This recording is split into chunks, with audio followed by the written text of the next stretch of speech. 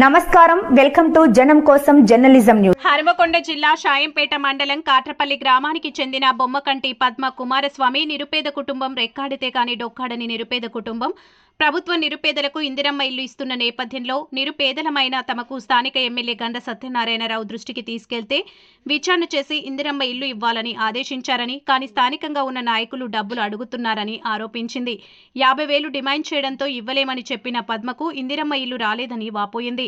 ప్రభుత్వం నిరుపేదలకు అందిస్తున్న ఇందిరమ్మ ఇళ్లలో ఎలాంటి అవినీతి జరగకుండా ప్రభుత్వం అందిస్తుందని చెబుతుంటే స్థానికంగా ఉన్న నాయకులు డబ్బులు వసూలు చేస్తూ నిరుపేదలమైన తమను ఇందిరమ్మ ఇల్లు ఇవ్వకుండా ఇబ్బందికి గురి చేస్తున్నారని ఆవేదన వ్యక్తం చేసింది. తన కూతురు గత సంవత్సర కాలం క్రితం మరణించిందని కన్నీటి పర్యాంతమైంది.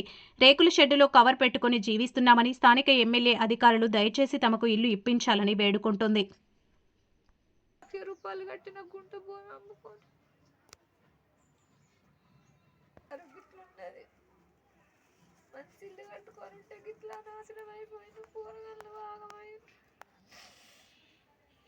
ఎంతమందిని ఏం చేయమన్నామన్నా కానీ చేస్తలేరు సార్. వేవలని ఏమనాలి సారు? నేను కట్నం ఇచ్చిన నా బిడ్డ కన్నిచ్చిన కూడా నా బిడ్డ బాకీ లేకుండా పోయింది కదా. సార్ని అడిగినా కూడా విత్తలేరు. రాదు అయ్యి అంటే కూడా నవ్వుకుంటూ పోతున్నారు వాళ్ళు, కానీ ఒక్కరు కూడా విత్తలేరు సార్. మాకు ఎందుకు అడిగినా సప్పుడే కూకున్నా సారు.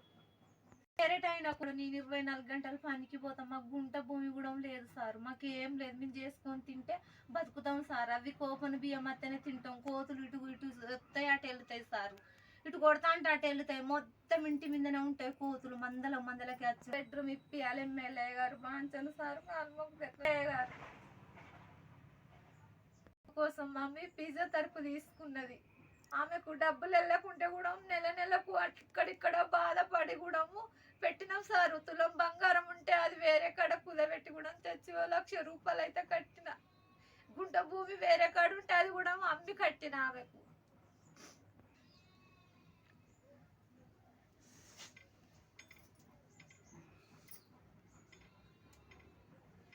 ఇదంతా ఆగమాగా ఉన్నది. ఒక్కరు కూడా గిట్లా అంతమంది రాజకీయాలు చేస్తారు కానీ ఒక్కసారి కూడా ఇక్కడ దాకా రానియరు. మరి పేదలో పెడతామని అన్నారు సారు. తీసారా ఆమెను, నన్ను ఒక్కదాన్ని